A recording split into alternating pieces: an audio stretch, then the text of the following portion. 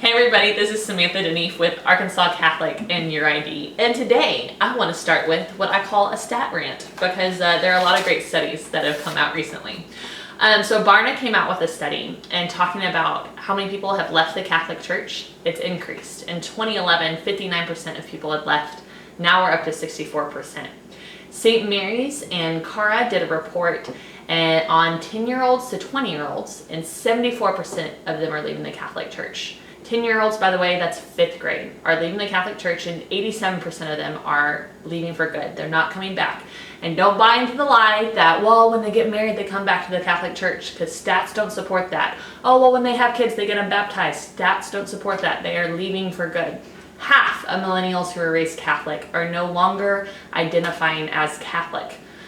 This is really surprising because previously they still held on to that identification even though they weren't going to Mass. Now they're not even identifying as Catholic.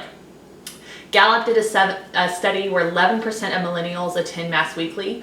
So 89% of an entire generation is not going to church. Let me say that again. 89% of an entire generation who are raised Catholic are no longer going to church. Cara did a study, only 22% of adults attend Mass weekly. And then you may have heard about this, Monsignor Lister at St. Vincent de Paul talked about this in the Cara study too. Only 24% of Catholics believe in the real presence. 69% believe it's just a symbol. What I find really interesting about this study, we've known that Catholics struggle with that, and we've thought up to this point that it's been bad catechesis. But 22% of Catholics know that the Church teaches that Jesus is fully present in the Eucharist, and 22% of them reject it, which is really interesting. So I go on a stat rant because this matters, and we have to change the way we do ministry reflecting on this. Now, sometimes we don't change, and I think what happens, the reason we as parishes try not to change is because we don't see this affecting us personally. There's another study done on RCIA participants, and those who stay involved in the church within 3 years after they've gone through RCIA, the majority of their friends are now Catholic. So what happens is we become insular and we just focus on our friends. It's not like our friend Steve, who goes to Bible study with us every week, is leaving the church. So we don't see it as much. Although we can still say, oh yeah, my cousin left or my sister left. So it's still happening. So something has to change. Now, if you're watching this, you're probably a parishioner committed to your faith. Maybe you even volunteer or you serve on parish council. And you might be thinking like, yes, but what do? I'm just a parishioner. Like, Father has to do something, or the DRE has to do something. And they do, and they're working on it, and we have great things coming from our diocese. But there's a whole bunch that you as a parishioner can do. The first thing is reading the book Forming Intentional Disciples by Sherry Waddell. This sets the groundwork, it goes through all the stats, it paints a picture of where we're at today, and also gives you the fundamentals of where we need to go and how important it is to focus on forming intentional disciples. The second thing you need to do is read this book by Deacon Keith. It's called Ablaze.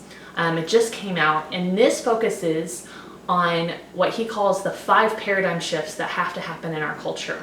Things have to change. Now, I'm not advocating for changes in theology. I'm just advocating for change in the ways we do things so that the majority of our people don't leave the church.